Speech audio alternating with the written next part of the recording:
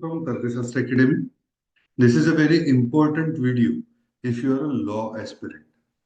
यहाँ पे आज हम देखने वाले हैं how to fill the law CET का एप्लीकेशन प्रोसेस।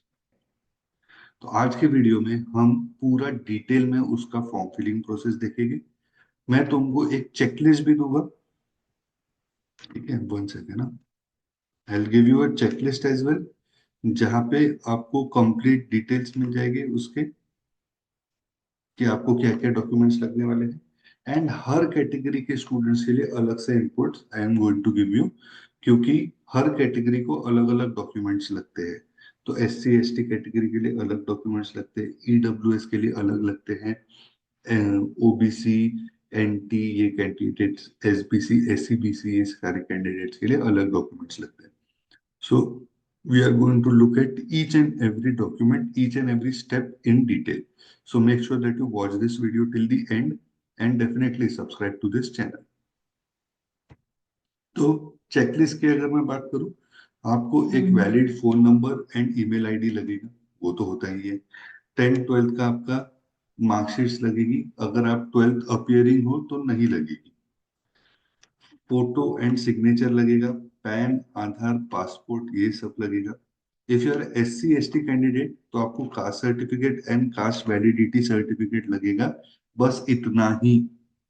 बट अगर आपके पास कास्ट सर्टिफिकेट या कास्ट वैलिडिटी सर्टिफिकेट अवेलेबल नहीं है, then there are few options available जो मैं आगे आपको बताऊंगा फॉर्म फिल कर समय। Now OBC NT SBC SCBC candidates के लिए आपको caste certificate, cast validity certificate, non creamy layer certificate तीनों लगेंगे। अगर नहीं है इसमें से कोई भी सर्टिफिकेट तो आगे मैं तुमको बताऊंगा कि what are the options that you have. फिर EWS कैंडिडेट के लिए प्रोफोर्मा V, ऑर्फन कैंडिडेट्स के लिए प्रोफोर्मा U, ठीक है? अभी आपको ये वेबसाइट पे जाना है CETSEL.org, ये वेबसाइट पे जाना है। ये CETs के ऊपर आपको क्लिक करना है एंड 25-26 वाली CET के ऊपर जाना है। आप यहाँ से भी कर सकते हो CET examination portal academic year 2025-2026। आप जैसे ही इसके ऊपर क्लिक करोगे ऐसा पेज आएगा। आपको पहले as a new user register करना पड़ेगा।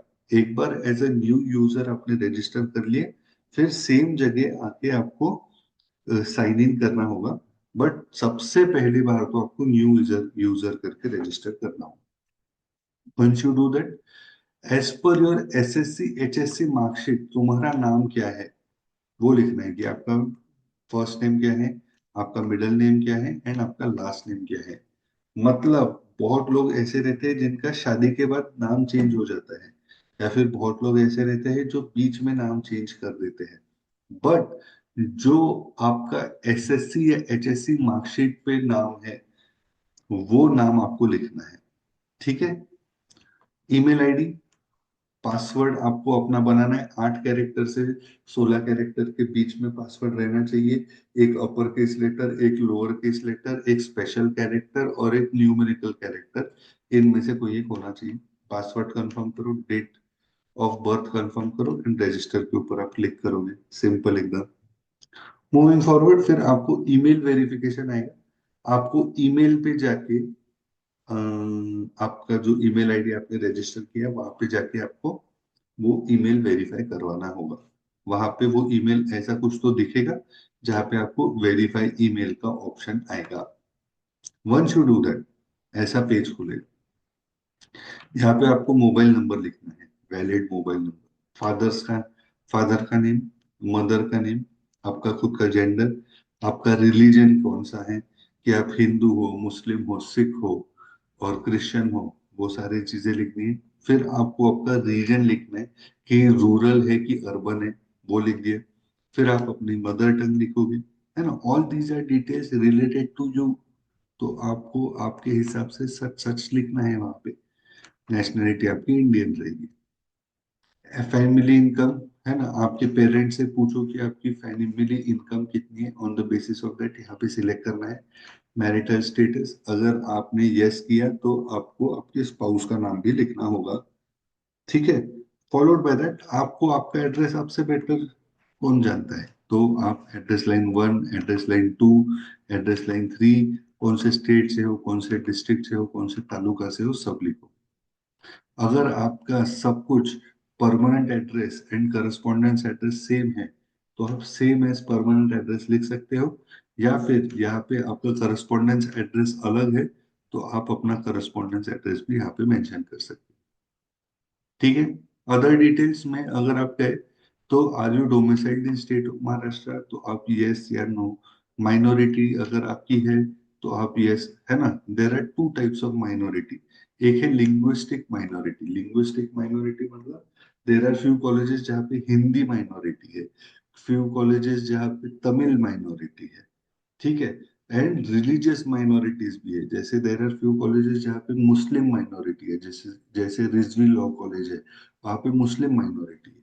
फिर क्रिश्चियन माइनॉरिटीज भी कुछ कुछ कॉलेजेस में है। तो आप अगर कोई माइनॉरिटी में बिलोंग करते हो तो वो मेंशन करो। ये कैसे आप प्रूव करोगे? ये आपको प्रूव करने के लिए आपका जो लिविंग सर्टिफिकेट रहेगा, है ना, जो प्रीवियस स्कूलिंग का जो आपका लिविंग सर्टिफिकेट रहेगा, उस पे आपका मदर टंग लिखा होना चाहिए एंड उसमें आपका रिलीजन लिखा होना चाहिए। On the basis of that you will be getting these minority details. ठीक है।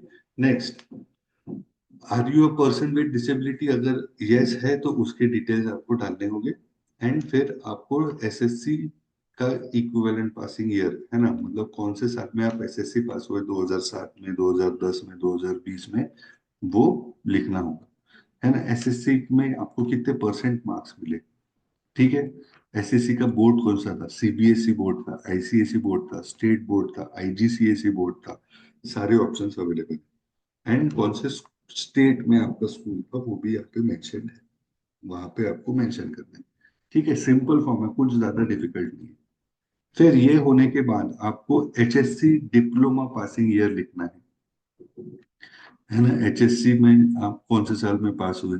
फिर एचएससी का आपका इक्विवेलेंट बोर्ड कौन सा था। अगर आपका एचएससी कंप्लीटेड है तो आपको ये लिखना है। मार्क्स के टाइप आपके कैसे थे, परसेंटेज था, सीजीपीए था, है ना। आपको मार्क्स कितने मिले एंड कितने में से मिले, एंड फिर इक्विवेलेंट इक्विवेलेंट परसेंटेज आपका कैलकुलेट हो जाएगा। ठीक है। This is how you calculate, I mean this is how you fill the form till here. एक बार ये हो गया, फिर आपको रीडायरेक्ट किया जाएगा सीईटी रजिस्ट्रेशन वाले पेज पे। यहाँ पे बहुत सारे सीईटीज दिखेंगे। आपको बराबर जाके एलएलबी 5 इयर्स की सीईटी के ऊपर क्लिक करना है। नहीं, पहले ऑप्शन पे क्लिक मत कर देना, है ना। एलएलबी 5 इयर्स वाले सीईटी पे ही आपको क्लिक करना है। अगर आप एलएलबी 3 इयर्स का सीईटी देना चाहते हो तो आपको यहाँ पे क्लिक करना होगा। एंड यहाँ पे एक चीज ध्यान में रखो, इसके अंदर दोनों के फॉर्म्स एकदम सेम। ठीक है। तो लेटर से आपने यहाँ पे क्लिक किया and you are now filling the form. ऐसा कुछ बहुत सारे इंस्ट्रक्शंस आएंगे, जो आएंगे आपको इंग्लिश एंड मराठी दोनों में। I would request you to ये पूरे 14 पॉइंट्स आप अच्छे से पढ़ लो। फिर इसके बाद आप क्लिक करके एक्सेप्ट एंड प्रोसीड के ऊपर जाओ। ठीक है। फिर यहाँ पे आपके सारे डिटेल्स ऑलरेडी रहेंगे कि आपका पूरा नाम क्या है, फादर का नेम क्या है, मदर्स नेम क्या है, जेंडर क्या है, आपका मैरिटल स्टेटस क्या है, डेट ऑफ बर्थ क्या है, religion, region to which you belong, annual income, mother tongue, nationality, ये सब आप लिखोगे। नीचे आपको एक सिक्योरिटी पिन देना होगा, वो सेव एंड प्रोसीड करोगे। उसके बाद आपको आपने जो नंबर दिया था उसके ऊपर आपको ओटीपी आएगा, वो ओटीपी भरोगे, इतना सिंपल। फिर ये होने के बाद आपका फोन नंबर वेरीफाई होने के बाद ऐसा पेज आएगा जहाँ पे आपका रजिस्ट्रेशन कंप्लीटेड है, बट अभी आपको domicile, category details, exam centre preferences, qualification details, ये सारी चीजें यहाँ पे आपको लिखनी। ठीक है। तो ये इनकम्प्लीट के ऊपर क्लिक करोगे। सबसे पहले सारे डोमिसाइल या कैटेगरी डिटेल्स देखते हैं। तो अगर आप एससी या एसटी कैटेगरी के हो तो आपको caste certificate and caste validity certificate in the name of the candidate, आपके फादर के नाम का, आपके भाई के नाम का नहीं चलेगा। एंड ये कब चाहिए? At the time of CAP centralize admission process. तो अभी आपको कोई भी डॉक्यूमेंट अपलोड करने की जरूरत नहीं है रिलेटेड टू कैटेगरी। आपके कैटेगरी से रिलेटेड कोई भी डॉक्यूमेंट नहीं करना है आपको, बस अभी उसके ऊपर जो डिटेल्स है, डॉक्यूमेंट नंबर वगैरह, वही लिखना है। तो कास्ट सर्टिफिकेट लगेगा, कास्ट वैलिडिटी सर्टिफिकेट लगेगा, नॉन क्रिमिलियर सर्टिफिकेट भी लगेगा। किनको लगेगा? OBC, NT, SBC and SCBC candidates को ही नॉन क्रिमिलियर सर्टिफिकेट लगेगा। ठीक है। Now if you are SC और एसटी, दोनों कैटेगरी के स्टूडेंट्स के लिए सेम प्रोसेस है। ठीक है। यहाँ पे आपको, अगर आप एससी कैटेगरी के हो तो आपको पूछेगा कि आप कौन से कास्ट को बिलोंग करते हो। देन कास्ट सर्टिफिकेट है क्या आपके पास? तो यहाँ पे तीन ऑप्शन आएंगे। पहला option you will say available, दूसरा option you will say applied but not received, and तीसरा ऑप्शन नॉट अवेलेबल। अगर आप बोलोगे अवेलेबल है तो आपको कास्ट सर्टिफिकेट का नंबर लिखना होगा कास्ट सर्टिफिकेट के डॉक्यूमेंट के ऊपर। ध्यान से सुनो क्या बोल रहा हूँ। अगर आपके पास कास्ट सर्टिफिकेट अवेलेबल है तो आपको कास्ट सर्टिफिकेट के डॉक्यूमेंट के ऊपर जो नंबर रहेगा वो लिखना होगा। ठीक है। अगर आपके पास कास्ट सर्टिफिकेट नहीं है एंड आपने अप्लाई किया है बट आपको मिला नहीं है, आपने अप्लाई किया है कास्ट सर्टिफिकेट बट आपको अभी तक मिला नहीं है, इन दैट सिनेरियो आपको, आप आपने अप्लाई किया है तो आपको एक रिसीट मिलेगी। वो रिसीट के ऊपर जो नंबर रहेगा, रिसीट नंबर, वो लिखना है। एंड एप्लीकेशन डेट लिखना है, एप्लीकेशन डेट लिखना है, किस तारीख को आपने अप्लाई किया था वो डेट लिखना है। ठीक है। This is this is what you have to do. फिर इफ यू आर अ पर, एंड अगर आप ये लिखते हो कि भाई मेरे पास नॉट अवेलेबल है कास्ट सर्टिफिकेट, तो आपका कैंडिडेचर नॉर्मल ओपन कैटेगरी में कंसिडर किया जाएगा। ठीक है। फिर से बता देता हूँ। अगर आपके पास अवेलेबल है, विच इज ऑप्शन वन, तो आपको कास्ट सर्टिफिकेट का नंबर लिखना होगा जो आपके कास्ट सर्टिफिकेट के डॉक्यूमेंट के ऊपर है। अगर आपने लिखा है अप्लाइड बट नॉट रिसीव्ड, मतलब आपने अप्लाई किया है बट आपको अभी तक मिला नहीं है, तो आपको एक रिसीट मिली होगी। वो रिसीट के ऊपर जो रिसीट नंबर रहेगा वो लिखना होगा, एंड आपका एप्लीकेशन डेट लिखना होगा। एंड तीसरा केस क्या है कि आपने अप्लाई ही नहीं किया है and you say not available, तो आपका candidature will be considered in general category.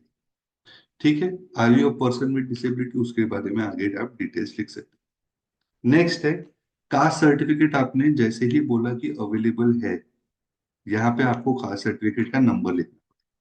अभी नेक्स्ट बारी आएगी कास्ट वैलिडिटी सर्टिफिकेट, है ना, कास्ट वैलिडिटी सर्टिफिकेट। अभी कास्ट वैलिडिटी सर्टिफिकेट में भी सेम तीन ऑप्शंस हैं।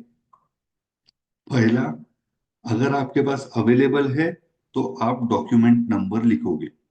दूसरा, अगर आपने अप्लाई किया है बट रिसीव नहीं किया है, इन दैट केस आपको एक रिसीट मिलेगा। वो रिसीट में आपको आपका एप्लीकेशन नंबर मिलेगा, आपको एप्लीकेशन डेट मिलेगा, अथॉरिटी नेम मिलेगा कि कौन सी अथॉरिटी आपको ये कास्ट सर्टिफिकेट दे रही है, कि तहसीलदार दे रहा है कि कलेक्टर दे रहा है, ऑल दैट। एंड किस डिस्ट्रिक्ट से आपको कास्ट वैलिडिटी मिल रही है, एंड आपका कास्ट वैलिडिटी के ऊपर नाम क्या आने वाला है, वो आपको सब कुछ वो रिसीट के ऊपर मिल जाएगा। तो अगर आपने ये वाला ऑप्शन सिलेक्ट किया तो ये सारी डिटेल्स भरनी पड़ेगी। ठीक है। Third case is not available. अगर आप नॉट अवेलेबल लिखते हो तो आपको cap round, common admission process जब होगा तब तक ये कास्ट वैलिडिटी बनवा लेना है। ठीक है। नेक्स्ट है, अगर आप ओबीसी कैटेगरी के कैंडिडेट हो या एनटी या एसबीसी या एससीबीसी कैटेगरी के कैंडिडेट हो, आपके लिए सेम प्रोसेस है। ठीक है। ओबीसी अगर आप लिखते हो तो आप कौन से कास्ट को बिलोंग करते हो वो लिखना है। कास्ट सर्टिफिकेट है, अगेन तीन ऑप्शंस फिर से रिपीट कर रहा हूं मैं। अगर अवेलेबल है, अगर अवेलेबल है तो आपको कास्ट सर्टिफिकेट नंबर लिखना होगा। अगर आपने अप्लाई किया है बट आपको अभी तक मिला नहीं है तो आपको एक रिसीट मिली होगी, तो आपको receipt number and application date लिखनी होगी।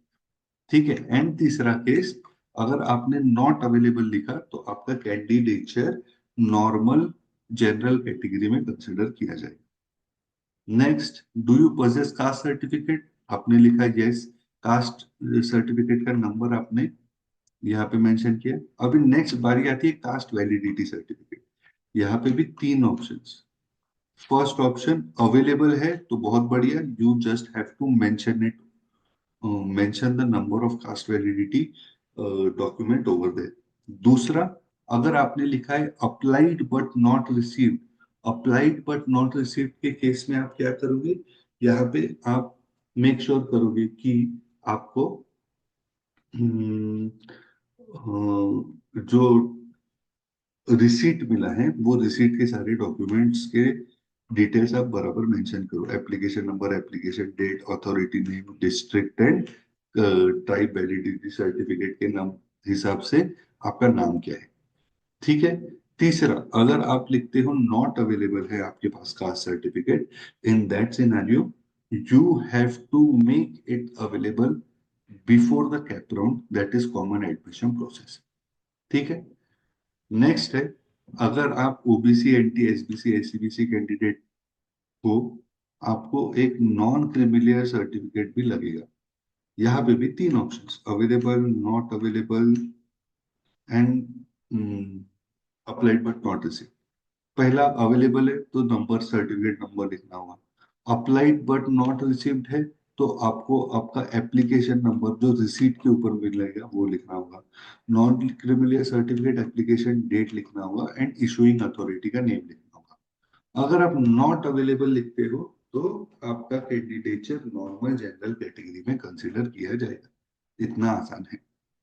ठीक है। तो नॉन क्रिमिनल सर्टिफिकेट जनरली 6-7 दिन में बन जाता है, तो मेक श्योर कि आप बनवा लो फटाफट। 6-7 भी मैं बहुत बोल रहा हूँ, 2-3 दिन में भी बनता है, तो एफर्ट्स लो और बनवा लो। ठीक है। नेक्स्ट, अभी आपको, अगर आप ईडब्ल्यूएस कैटेगरी में हो, है ना, ईडब्ल्यूएस कैटेगरी में बताता हूँ अभी। ईडब्ल्यूएस कैटेगरी में हो, अगर आप जनरल कैटेगरी लिखते हो, ईडब्ल्यूएस कैटेगरी में हो, आपको आपका कास्ट नंबर, कास्ट नेम लिखना है। फिर आपको ईडब्ल्यूएस का सर्टिफिकेट लिखना होगा। ठीक है। ईडब्ल्यूएस का सर्टिफिकेट क्या है, प्रोफोर्मा वी, प्रोफोर्मा वी बनवाना होगा आपको। प्रोफोर्मा वी बनवाना है, अगर आपके पास अवेलेबल है तो प्रोफोर्मा वी का डॉक्यूमेंट नंबर। अगर आपके पास अवेलेबल नहीं है but you have applied but not received, तो आप क्या करोगे, उसके साथ एक आपको रिसीट मिलेगी, आपने अप्लाई किया है तो आपको रिसीट मिलेगी। वो रिसीट का application number, application date, issue in search, EWS certificate issue in district कौन सा है और कौन सा तालुका है, ये आपको मेंशन करना है। थर्ड केस, अगर आपने लिखा है नॉट अवेलेबल तो आपका नॉर्मल जनरल कैटेगरी में कंसिडर किया जाएगा। ठीक है। नेक्स्ट है, माइनॉरिटी को अगर आप बिलोंग करते हो तो आपके माइनॉरिटी की डिटेल्स यहाँ पे लिखी गई। ऑर्फन के अगर आप हो तो आपको ऑर्फन की डिटेल्स यहाँ पे लिखनी होगी। ठीक है। अगर आप ऑर्फन हो तो आपको proforma you, proforma you submit करना होगा। आप फिर सेव एंड प्रोसीड करके आगे बढ़ जाओगे।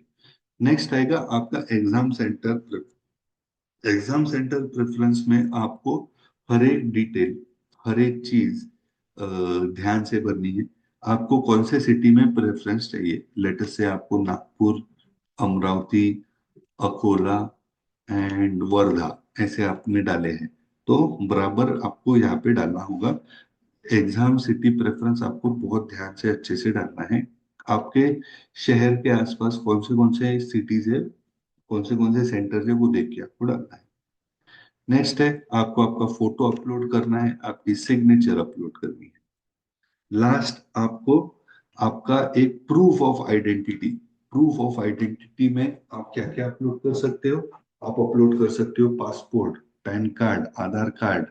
ठीक है। जहां कहीं पे भी आपका नाम लिखा है एंड आपका फोटो है, वो कोई भी डॉक्यूमेंट आप अपलोड कर सकते हो।